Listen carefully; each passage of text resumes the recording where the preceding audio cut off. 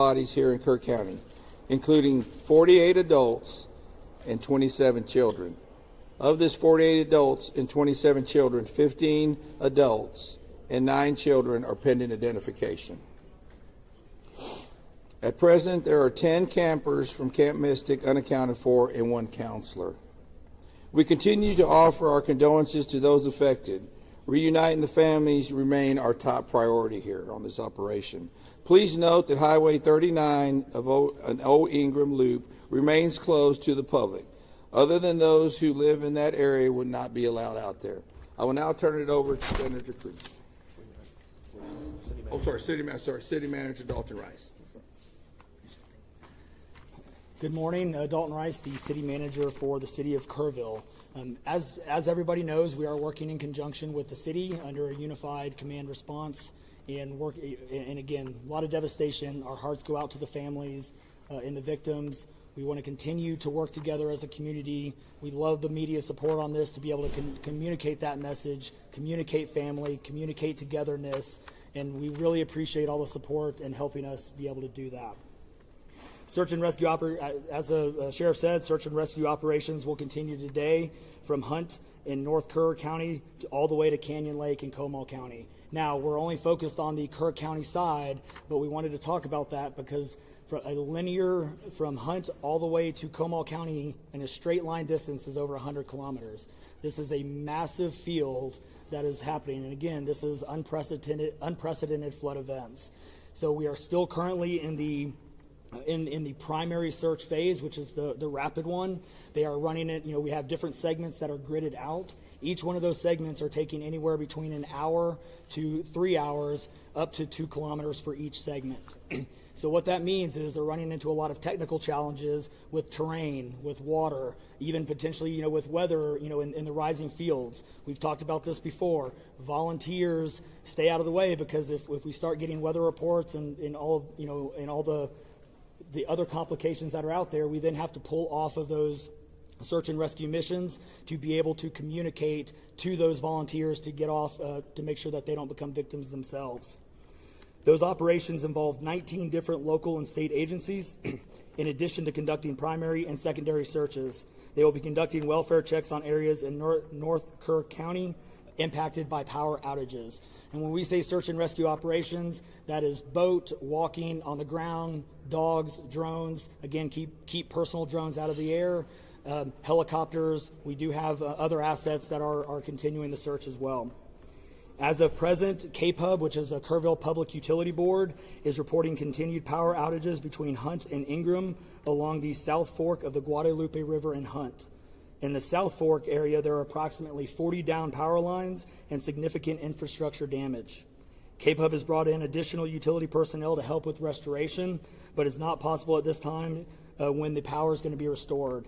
There are some substations along with those power lines that we are still trying to get access to just from debris buildup or them being completely wiped out. So we do not have an estimated time on when those are going to be fixed. We continue to have substantial number of requests for volunteers, as I said before, and donation opportunities. We are asking those who want to volunteer to contact the Salvation Army in Kerrville by phone at 830-465-4797 or in person at 855 Hayes Street in Kerrville. Monetary donations can be made on the Community Foundation of the Texas Hill Country's website at www.communityfoundation.net. They have a Kerr County Relief Fund set up on that site. And I will now turn it over to the Mayor, Joe Herring. Thank you for being here. I need to tell my community and those families who are waiting, this will be a rough week. Primary search continues, and we remain hopeful every foot, every mile, every bend of the river. Our work continues. You need to know that we have been blessed with help from the community, from the state, and the nation. We have trained experts who are helping in this effort. If you want to volunteer, it is important that you contact Kerrville's Salvation Army and register. Dalton gave that number, but I'm going to give it again. 830-465-4797. We need focused and coordinated volunteers, not random people just showing up and doing what they do. We need to work together. As Dalton said, donations have been flowing in from around the world to the Community Foundation. Again, that website is communityfoundation.net. Please follow the City of Kerrville's Facebook page for updates. They're accurate. We take a lot of time to make sure we send out information that will be helpful, not only to residents, but to those who are visiting. I've said this 100 times, and I will say it again. We need your prayers. We need your prayers. Thank you. And now, Senator Ted Cruz.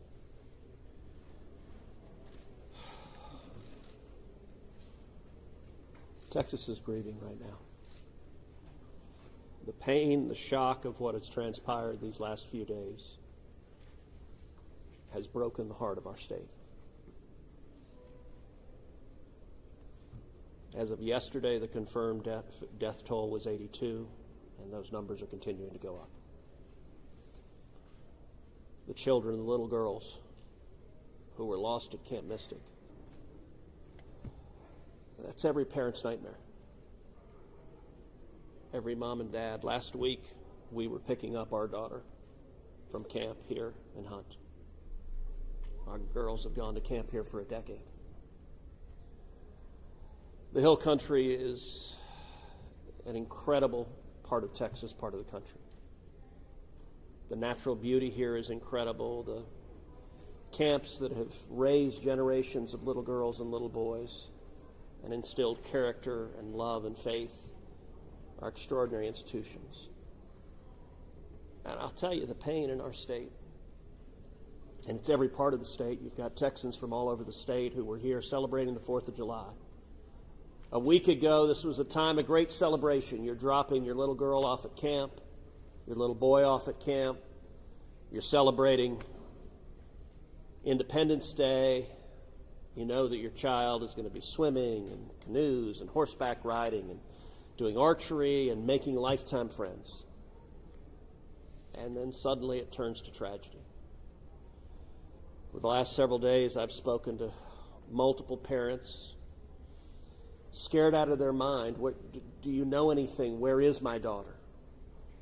There's still 10 girls and 1 counselor from Camp Mystic that are unaccounted for. And the pain and agony of not knowing your child's whereabouts, it's the worst thing imaginable. But I want to say, in the face of all of this, it is simultaneously inspiring. Every time there's a tragedy, every time there's a natural disaster in Texas, Texans come together. Texas is a big state. We've got 31 million people, and we have hurricanes, we have tornadoes, we have wildfires. Tragedies hit this state, natural disasters hit this state, and without fail, 100 out of 100 times when that happens, we see Texans coming together, helping each other, engaging in acts of heroism. There have been over 850 high water rescues since this flooding began. 850. You look at extraordinary stories of Eagle Scouts pulling campers out of harm's way. I was just hearing a story of one counselor whose head was right at the water holding up 2 mattresses with campers on those mattresses. That kind of courage, that kind of selflessness. And then there are the first responders. The local first responders, I want to thank every one of the first responders at the local level, at the city level, at the county level, at the state level, at the federal level. In the first few hours of this flood, I was on the phone with Governor Abbott, I was on the phone with Lieutenant Governor Dan Patrick, I was on the phone with Nim Kidd, the head of the Texas Department of Emergency Management, and then I called President Trump. I called President Trump. He was having dinner at the time. It was still early in what was transpiring. And I wanted him to know, I said, Mr. President, everything we're hearing right now, this appears to be bad, really bad. There may be a very significant loss of life unfolding right now in Texas. And I will tell you, the President said, Ted, anything Texas needs, the answer is yes. Whatever assets you need, whatever resources you need, yes, let us know, and we will provide everything. Within hours, we had helicopters, over a dozen helicopters in the air. National Guard, DPS, game wardens, Coast Guard, doing search and rescue, reaching down. We've all seen the videos of little girls being pulled up, hoisted out of harm's way. Incredible courage and heroism. Search and rescue is the first stage. But the process of coming together and rebuilding is going to take longer. And I will say to all the grieving families, to all of those who've gotten the worst news imaginable, that your little girl, she's gone. I will say for many of us, those are friends and neighbors who've lost children. Got multiple kids who go to school with my girls.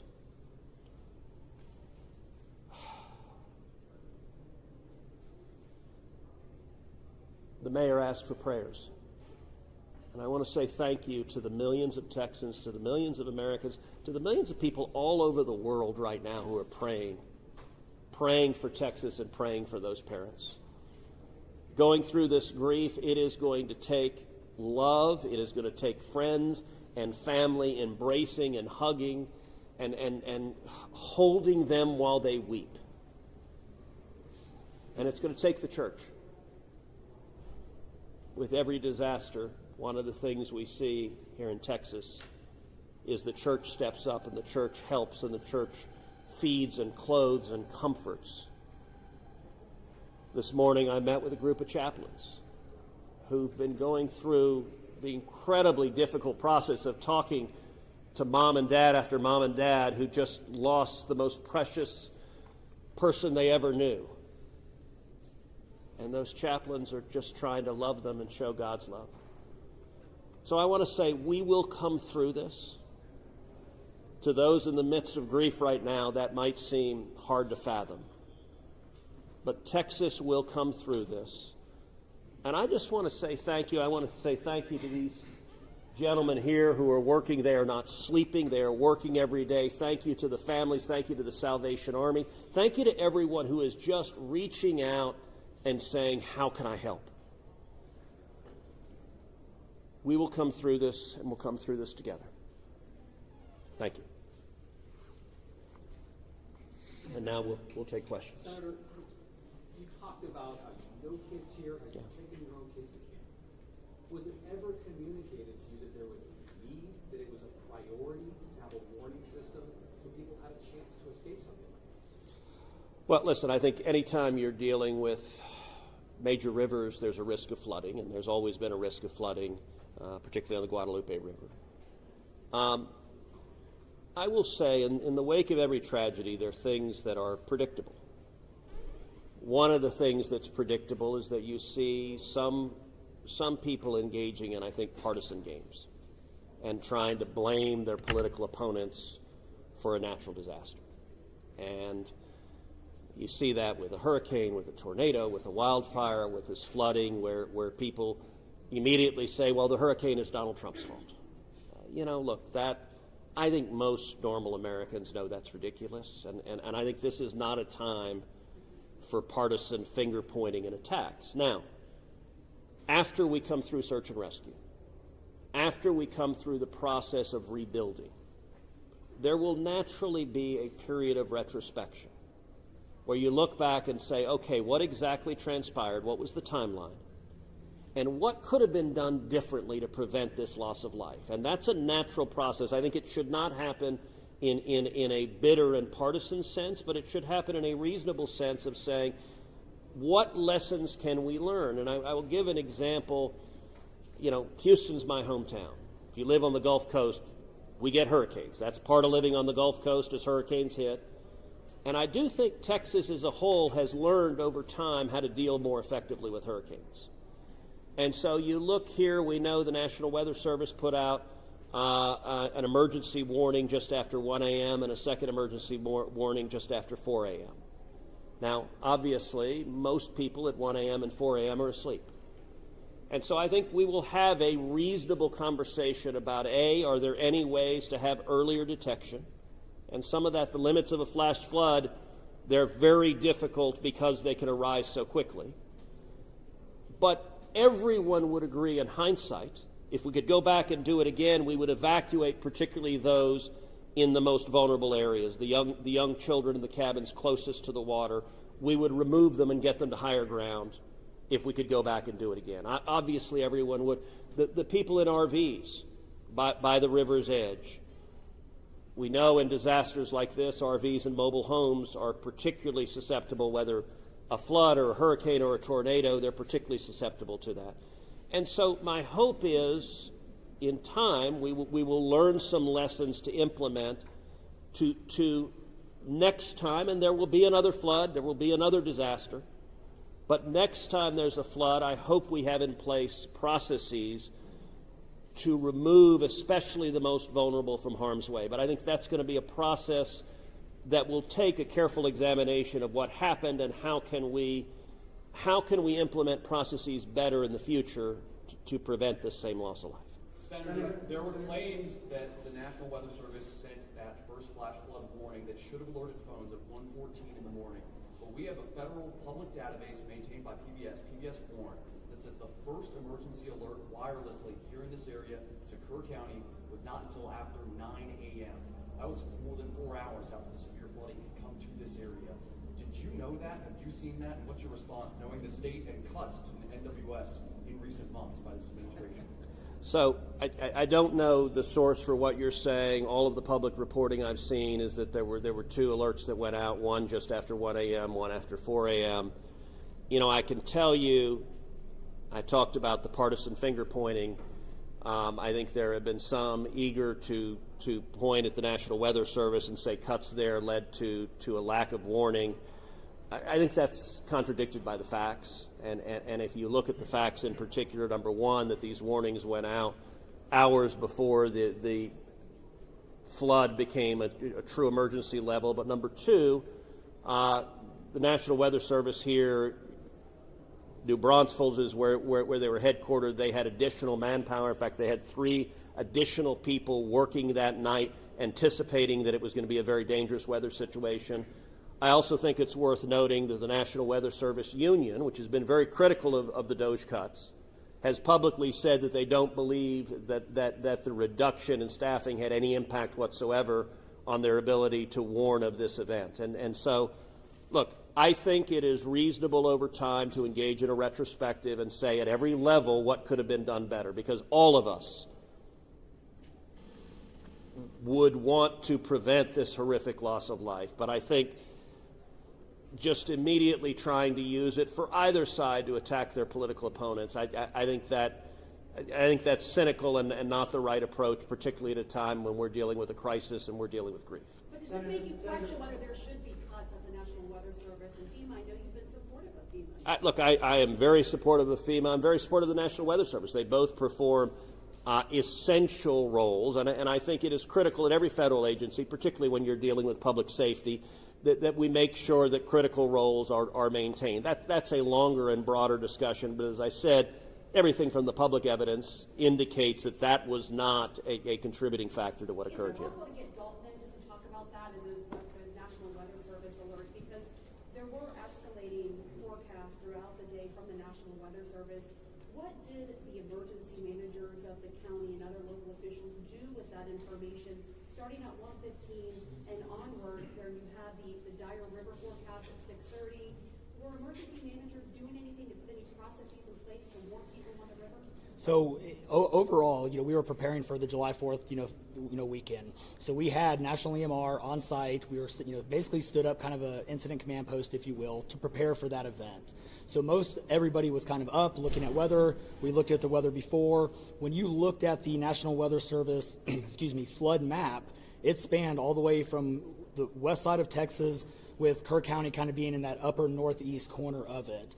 And so everybody, including the National Weather Service, was looking at where's the rain going to hit. We know it's somewhere in here, but with rain, especially when you're dealing with terrain, you got to figure out. Sometimes you don't know until it falls. So once it starts falling, then you got to figure out, okay, how's the watershed going to do this? How's the science going to work? And when you had that north and south fork that we had talked about before, it all converged into one. We do know that a lot of the camps were looking at this just as much as as everybody was.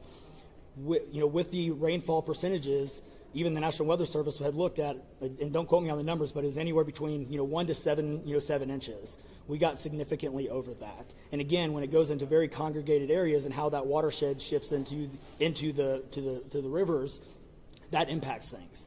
And so the camps, obviously, we've heard stories where campers were getting up. They were up at 3:30 in the morning. They were trying to move to higher ground.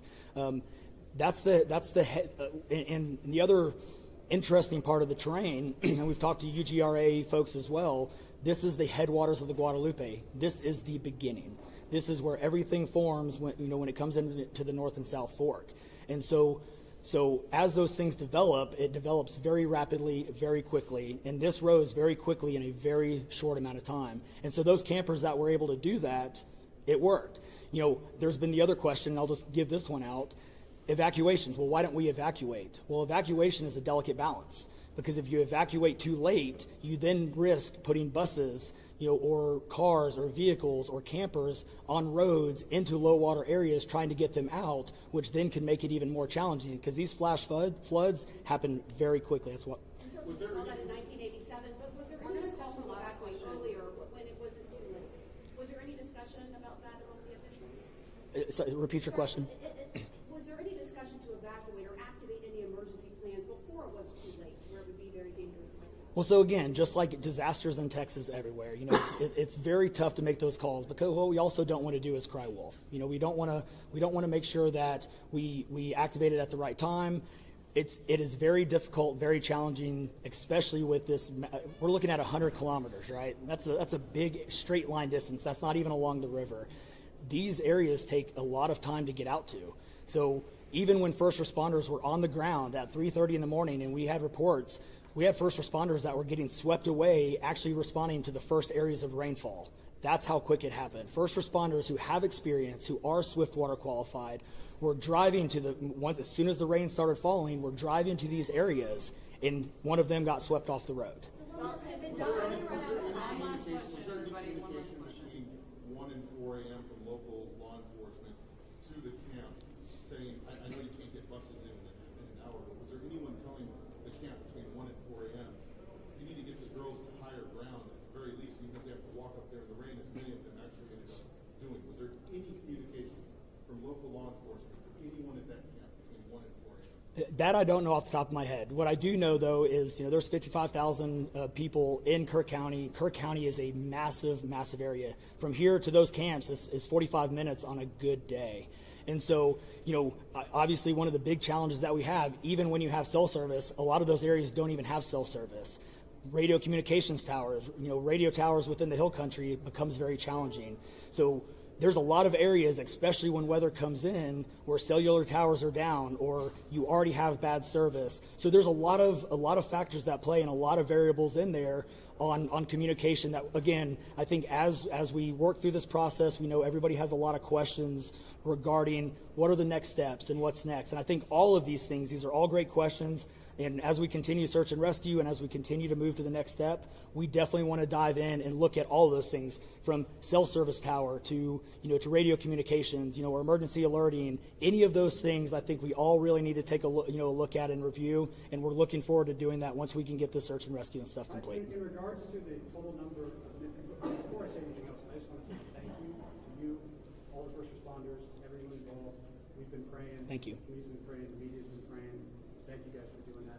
I've got two questions. One, for you, try to get an accurate count on number of missing. I know you can't. I know we don't know we don't know what we don't know. Yes. But do we know a rough idea on total estimates that we're still missing overall throughout the county? And then one other follow-up. This may be for Senator Cruz. A lot of speculations being made about this being somehow man involved with the weather modification, with some of the rainmaker technology, working with farmland. Do Do you think any of that, is there going to be any investigations into that, or can you communicate anything on that? Let me answer your first question. I'm definitely turning that second one over to him. So on the first question, with missing persons, so obviously we have the knowns, the Camp Mystic kids, which is the numbers coming down as the sheriff has stated, and then we have the unknowns. But we don't know what we don't know. We actually have a 5 hotline line. It fluctuates between 3 and 5, but we're working on it. We get calls 24 hours, 7 days a week. We haven't hit the weeks yet, but we're still taking in calls. We are collecting all that information. So we don't have a solid number that we're willing to talk about right now. We do know that it is a lot, because we also are getting a lot of fake calls. You're looking. This is a worldwide discussion, and we're dealing with scammers. Victims' families are being reached out to, saying that they have their kids pay me money. It's heartbreaking. It's absolutely heartbreaking. We're dealing with with mental health issues, where people are calling saying they have visions. All of these things we're dealing with on a day-to-day basis, and we're having to vet this information, and it becomes very taxing on our people. Again, this is an extremely heartbreaking. This is, if not the worst, one of the worst disasters in this region in a very, very long time, even beyond 1987. And so, but we're best estimate, like dozens or hundreds, or just to give people an idea. A lot. So, Yeah, let me. Yeah, Not to get into the weeds on, people are asking lots of questions, and where should we start the investigation at? to the best of my knowledge, there is zero evidence of anything related to anything like weather modification. And look, the internet can be a strange place. People can come up with all sorts of crazy theories. What I know is a reality is that a whole lot of Texans are grieving right now. I will tell you, I was visiting with one parent who was talking about online, being harassed online because their information was public that they had a little girl who was missing at Mystic. And look, there are a lot of people who are messed up, and my call for everyone, there's a time to have political fights, there's a time to disagree. This is not that time. This is a time just to reach out, support each other, go volunteer at the Salvation Army, give them money, go volunteer at your church, you know what I did when this happened? Just go hug your kids. Because I got to tell you, I hugged my girls with tears in my eyes, because every one of us who's a parent, there but for the grace of God go I. And nothing will fill the void in these moms and dads' hearts, but they'll make it through it. And every one of us, we have an obligation to come through and help them make it through it. And look, Texas will come through, and let me say, Kerr County, the Hill Country is incredible. It is beautiful. And these summer camps, Camp Mystic is an incredible Texas institution. For a century, it has made a profound difference helping young girls become strong women in Texas and across the country. And so, for me at least, I'm praying for these camps. I'm praying for all the campers, everyone implicated, everyone impacted, and I hope we come together and stand as one doing that. Thank you. Thank you, everybody.